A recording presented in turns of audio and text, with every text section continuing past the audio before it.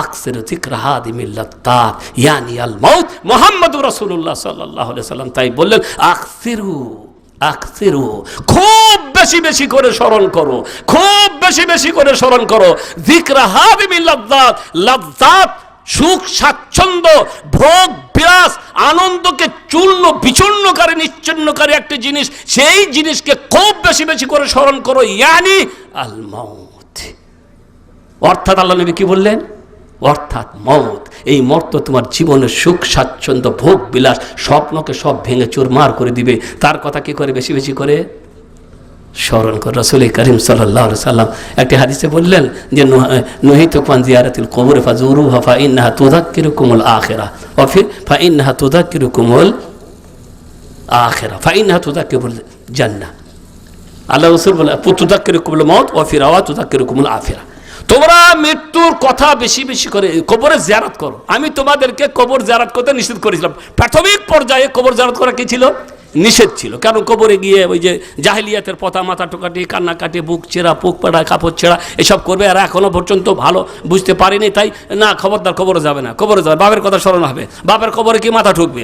নহিতুকুম আন জিয়ারাতিল কবর, তোমাদেরকে আমি কবর জিয়ারত করতে মানা করেছিলাম। ফাজুরুহা, এখন আমি বলছি তোমরা কবরের কি করো? জিয়ারত করো। ফাইন্নাহা তুযাক্কিরুকুমুল মাউত, কারণ কবরে জিয়ারত করলে মওতের কথা কি হবে? মরণের কথা স্মরণ হবে।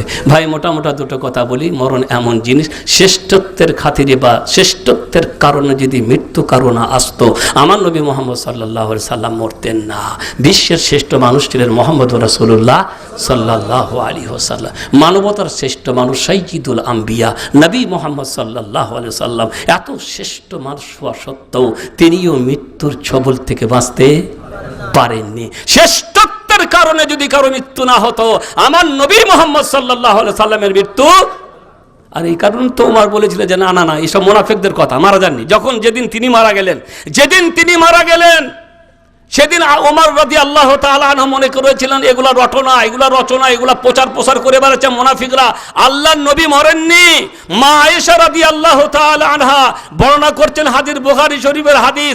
আবু বকর রাদিয়াল্লাহু তাআলা আনহু আলিয়া এলাকা থেকে তিনি ঘোড়ায় করে এসে নবীর মৃত্যুর খবর শুনে আল্লাহর নবীর মসজিদে নেমে সোজা হুজরাখানাতে ঢুকে গেলেন। কোনো কারো দিকে তাকালেন না। হুজরাখানাতে ঢুকে আল্লাহর নবীকে ইয়ামানি চাদর দিয়ে ঢাকা ছিল, মুখ থেকে চাদর ছড়িয়ে কপালে একটা চুমা দিয়ে বললেন ওয়াল্লাযী নাফসি বিয়াদি, সেই আল্লাহর কসম করে বলছিল লা ইউদিকান্নাল্লাহু মাউতাতাইনি আবাদা, আর কোন মওত আপনাকে স্পর্শ, মানে যে মরণ ছিল আপনি মরে গেছেন। তাজর ঢেকে তারপরে তিনি বাইরে চলে এলেন। বাইরে আসার পরে হযরত ওমর তখন বক্তৃতা দিয়েই যাচ্ছে, নবী মরেননি। বলে ওমর আলা রিসলিক, থামো, থেমে যাও। আবু বকরের কথা শুনেই তিনি চুপ করে কি করেছেন? থেমে গেছেন। আল্লাহর নবীর কথা, আবু বকরের কথা শুনে তিনি থেমে গেলেন। ওমর রাদিয়াল্লাহু তাআলা আনহু চুপ করে গেলে তখন আবু বকর বললেন আম্মা বাদ ফামান কানা মিনকুম ইয়াবুদু মুহাম্মাদান ফাইন্না মুহাম্মাদান কাদ মাত। শোনো, তোমরা যদি মুহাম্মদের কেউ ইবাদতকারী পূজারী হয়ে থাকো, ফাইন্না মুহাম্মাদান কাদ মাত, মুহাম্মদ সাল্লাল্লাহু আলাইহি সাল্লাম মারা গেছেন।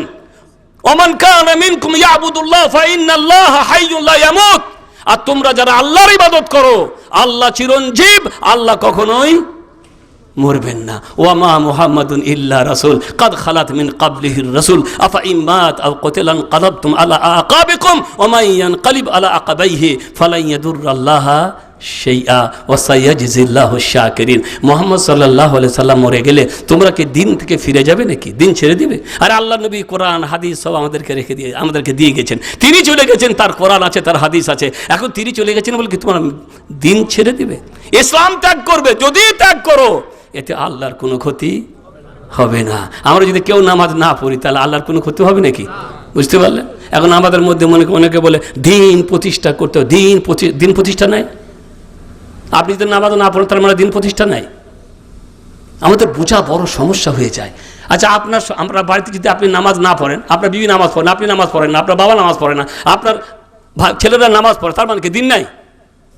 ওই বাড়িতে লোকরা নামাজ পড়ে, ওরা নামাজ পড়ে, আপনি পড়েন না। দিন আল্লাহর প্রতিষ্ঠিত হয়ে গেছে। মুহাম্মদুর রাসূলুল্লাহ সাল্লাল্লাহু আলাইহি ওয়াসাল্লাম দুনিয়া থেকে যাওয়ার আগেই দিন প্রতিষ্ঠিত হয়ে আছে। আপনি নামাজ পড়েন বা না পড়েন, দিন আছে। বুঝতে পারলেন? যখন আপনি বাড়ি থেকে বেরিয়ে নামাজ পড়তে যান, যারা নামাজ পড়ে না আপনাকে দেখে মাথাটা নিচু করে, ওদের লজ্জা হয়। কেন? কারণ ওর প্রাকৃতিকগত জন্মগতভাবে তার অন্তরে ভরে দেওয়া হয়েছে যে ও ভালো কাজ করছে, তুই ভালো কাজ করছিস না। ও নামাজ পড়তে যাচ্ছে, দেখবে চায়ের দোকানে বসে মাথা নত করে আপনি বুক ফুলিয়ে যান। আপনার লজ্জা হয় না, কারণ আপনি ভালো কাজ করতে যাচ্ছেন। আপনার বাড়িতে যখন দিন আছে, আপনার পরিবারের দিন, আপনার সমাজ, সব জায়গাতে দিন আছে। কিছু মানুষ করে না, কিছু মানুষ করে। তার মানে এই নয় যে দিন প্রতিষ্ঠিত, দিন সব জায়গাতে আছে, শুধু পালন করার ব্যাপার আছে। এখন যদি সবাই দিন পালন করতাম, আমি আমার দায়িত্ব পালন করতাম, বাড়িতে নামাজ, সমাজে নামাজ, তাহলে এইভাবে গোটা দেশে নামাজ শুরু হয়ে যেত।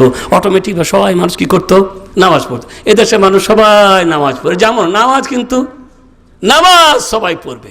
সবার করতে করতে গাড়ি দাঁড় করে দিয়েছে, নামাজ পড়ছে। কেন? অন্তরে দিন আছে। ভাই, দিন সব জায়গাতে আছে, শুধু পালন করার ব্যাপার। আপনি পালন করেন না, তার মানে এই নয় যে দিন প্রতিষ্ঠিত নাই। দিন সব জায়গাতে প্রতিষ্ঠিত আছে। আল্লাহ রাব্বুল আলামিন, আল্লাহ আবু বকর রাদিয়াল্লাহু তাআলা আনহু বলে গেলেন, যদি তোমরা দিন থেকে ফিরে যাও, কোরআনের কথা, আল্লাহর কোনো ক্ষতি হবে না, বরং যারা দিন পালন করবে লাভ তাদের, আর যারা পালন করবে না ক্ষতি তাদেরই। তো ভাই, কথা হচ্ছে যে শ্রেষ্ঠত্বের কারণে যদি মৃত্যু থেকে রেহাই পাওয়া যেত, মুহাম্মদুর রাসূলুল্লাহ সাল্লাল্লাহু আলাইহি সাল্লাম অবশ্যই মৃত্যুর ছবল থেকে অবশ্যই রেহাই পেতেন। মুসা আলাইহিস সালামের কাছে মালাকুল মউত যখন মৃত্যুর খবর নিয়ে এলো, ঘটনা খুব প্রসিদ্ধ ঘটনা, বুখারী মুসলিম শরীফের হাদিসের মধ্যে প্রসিদ্ধ ঘটনা। মালাকুল মউত পড়তে এসে বললেন মুসা আলাইহিস সালামকে, আমি মালাকুল মউত ফেরেশতা, আপনার জান কবজ করার জন্য এসেছি।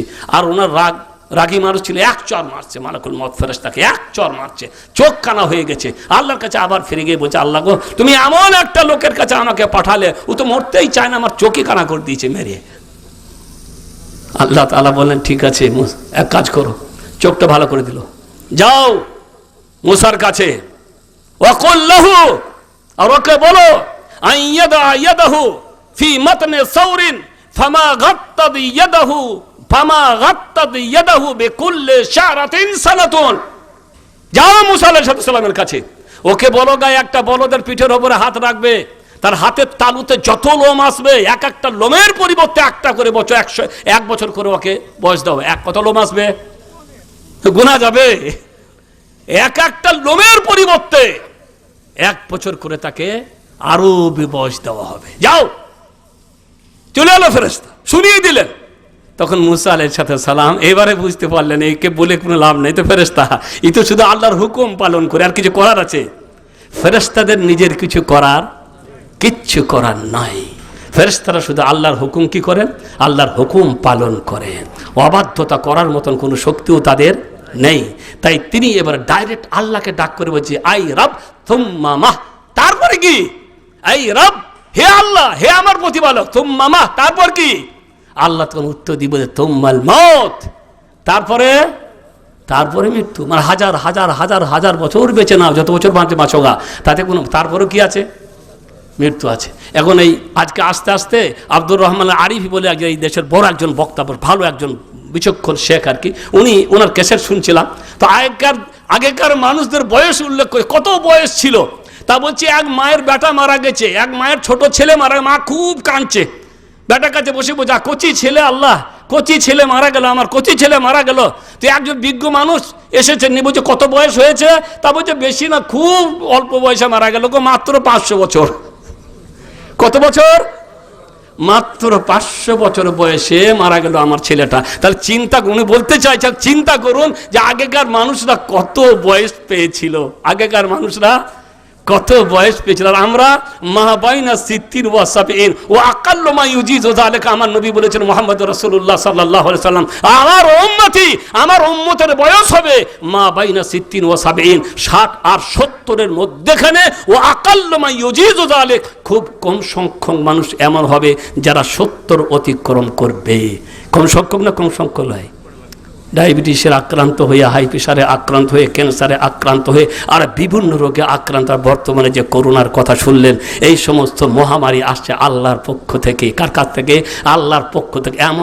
এমন রোগ যে রোগের কথা কখনোই কেউ শুনেনি। হসপিটাল ছিল, ডাক্তার ছিল না, কোনো প্রাইভেট কিচ্ছু নাই, কোনো সার্জেন নাই, কোনো কিচ্ছু নাই। ঘাস ছিঁড়ে লাগিয়ে দিচ্ছেন, কাপড় পুড়িয়ে লাগিয়ে দিচ্ছেন, জিহাদে হাত কেটে টুকরো টুকরো হয়ে গেছে। কোনো ডাক্তারখানা নাই, কোনো কিচ্ছু নাই, কোনো অ্যাম্বুলেন্স নেই, ওখানেই কাপড় টাপড় পুড়িয়ে লাগিয়ে দিয়েছেন, আর কি হয়ে গেছে? ভালো হয়ে গেছে। আর আজ আল্লাহু আকবার, বিষাক্ত হয়ে গেছে পরিবেশ, বিষাক্ত পরিবেশ। তাই পারে একটু কেটে গেলে সঙ্গে সঙ্গে টিটিনাসের ইঞ্জেকশন নিতে হবে, কারণ বিষাক্ত পরিবেশ। অবহেলা করলে আর এই বিষাক্ত পরিবেশ থেকেই এই সমস্ত রোগের আবির্ভাব ঘটছে।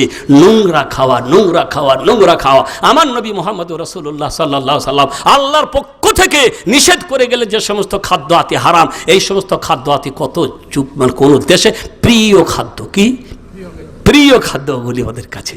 আর যেগুলি খাদ্য নিষেধ করেছেন তার মধ্যে ক্ষতি আছে। যত খাদ্য আপনি দেখবেন যেগুলো নিষেধ তার মধ্যে কি আছে?